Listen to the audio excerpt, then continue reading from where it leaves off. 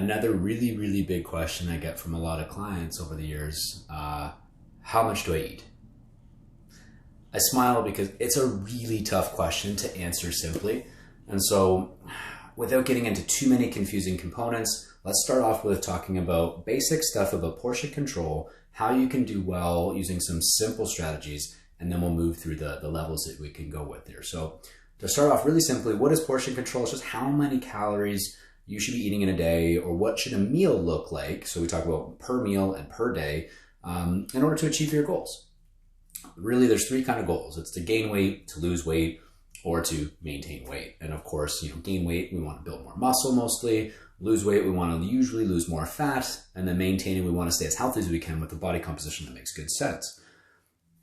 The calories that you consume, the types of food you consume will shift a little bit based on where you are in your life, your journey, your working out, all of these things. So without getting into too many specifics, let's talk starting place if you're not sure about what you ought to be doing. For portion control, we like to use simple stuff. We use our hands to estimate what a plate should look like. For men, well, actually, let's say about hands for a second. Hands are usually proportionate to us as human beings. So kids have smaller hands, women have hands proportionate to themselves, and men, again, to themselves. And so we can use these things over time to be pretty efficient and pretty effective. When we talk about protein, fats, and carbs, that's what we're talking about with portion control here. For protein, if we think, chicken and beef and fish and stuff like that, for men, we talk about 2 palmfuls, not including fingers, just palms. And for women, it would be one palm. These are starting places. Remember, the more active you are, especially for women, the more you're going to want to eat of that. And the less active you are, you might want to eat less. But thinking starting places, right? So for protein, 2 palmfuls for men, 1 palmful for women. When we start talking about carbohydrates, there is slightly different forms. We're going to stay focused here just on portion control. But if we talk about starchy carbohydrates, things like potatoes, rice, pastas, breads, we start talking, we want to look at basically 2 hands cupped for men, 1 hand cupped for women. And we're not talking about a mound of stuff or spilling over. We're just talking about what fits in there. We put that on a plate. And that's what it essentially should look like. Really quick on that, if your goal is to gain muscle, we want to eat a little bit more of the starchy carbohydrate. If your goal is to lose fat, we typically eat a little bit less of that starchy carbohydrate. And we'll explain why in later lessons about activity levels and intensity and how our body utilizes macronutrients. For now, let's just stay focused on what matters. And it's basically, if your goal is to gain, eat more. If your goal is to lose, we eat less. When it comes to fruit we see basically the same as starchy carbohydrates because there's more sugar in it and there are more calories per unit versus vegetables. So we use the same hand cup sizes, 2 for men, 1 for women, right? If you're going to be consuming it on a plate. For vegetables, we talk about fists. We want more vegetables. There's way more nutrients. They're lower in calories, so we can get a lot of great stuff through nutrient-dense foods. Calorie-dense foods like fruits, fruit and or fats and or things like that, higher amounts of calories per unit of food, so we have to be a bit careful with these things. That's why vegetables, 2 fistfuls on a plate for men, 1 fistful for women. They're a little bit bigger sizes, and for the most part, unless you have allergies and tolerances, you can eat quite a bit more vegetable without a whole lot of issue. If your stomach starts to explode and you're getting a lot of gas and swelling in your stomach, yes, we'd want to back off. And that's a bit of how you can pay attention to your body when it comes to portion control. And then for fat, last macro we talk about just thumbs. So for men, it's about 2 thumbfuls on a plate. For women, that 1 thumbful. Fat is more than twice the energy density of protein and carbs. So really quickly, if we talk about how many calories are per gram of a unit of food. So if there's a gram of fat, that's about 9 calories. And if there's a gram of protein or a gram of carbohydrate, they're about 4 calories. So if you consume about 100 grams of protein, you're about 400 calories. And if you consume 100 grams of fat, that's about 900 calories. So we'd want to be a little bit careful about how much we're having in fat. That's why we eat less of it when we have it.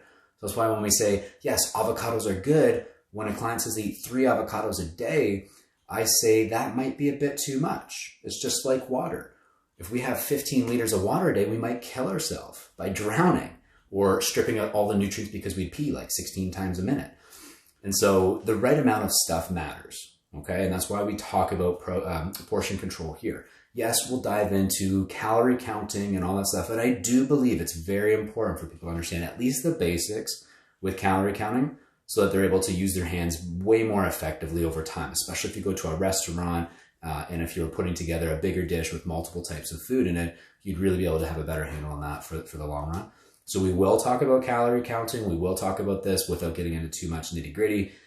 If your goals are to compete on a stage or do photo shoots, we would be calorie counting most likely because it's a little bit more needed. Short period of time though, we don't have to do it forever. I'll be honest, I used to calorie count. It didn't really work for me. It just kind of made me annoyed and stuff. Once I kept things simple and I focused on, let's call it the B+ strategy that worked really well for me, planning with my meals, using my hands and just being more vigilant and aware of what was on my plate, got into the best shape of my life without calorie counting anything. Didn't track anything, was just becoming more aware. However, I knew how to calorie count, and that was important. So having the understanding of it will allow you to be successful flexibly using your estimations, using your hands over time.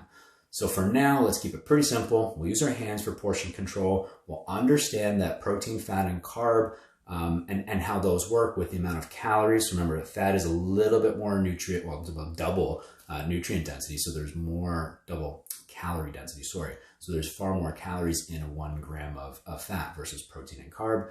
And that's why we want to be a little bit careful with it when we consume it.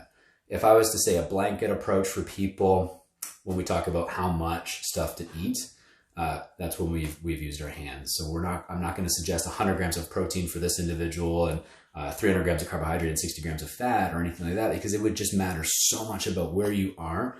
And then would you even be able to accurately calorie count that stuff? And then when we talk about that, calorie counting, it's such an inexact science that it becomes quite frustrating over time. And so as long as we have the basics, 1 gram of carb and 1 gram of protein, roughly 4 calories, 1 gram of fat, roughly 9 calories. We can use that amount of information to do a pretty dang good job at understanding, okay, if I'm gaining a lot of weight, then we want to make sure we bring food down a little bit. And so if we're using our hands, then we can estimate our portion control. Our portion size is pretty good. And if we're not gaining enough weight and we want to eat more, well, then we're probably going to start throwing like maybe 1 more hand cup size of carbohydrate per meal. Throw that in there. Let's see what happens over a week. And we move through things that way. So we can become very efficient, very effective using some pretty simple strategies. Let me know what kind of questions you have. We will start to work through this week, and then we'll dive into a little bit more of the more detailed calorie counting stuff, just so you have a good understanding of that pretty soon.